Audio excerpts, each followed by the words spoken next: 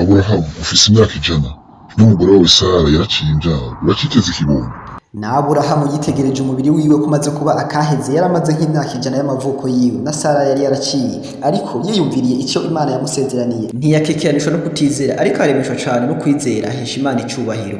Mu bigaragara nta kintu na kimwe cyari kwemeza neza yuko Aburahamu azoronka umwana Imana yamusezeraniye, ariko yahisemo kwizera Imana yita ibitariho nk'ibiriho, ivuga iherezo mu itanguriro.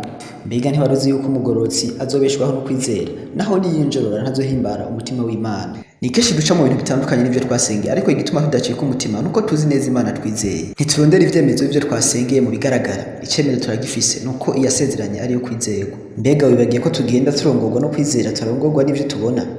Kuba usengera bijya bintu imisi yose si icemezo yuko uzobibona, ni kimenyamenya.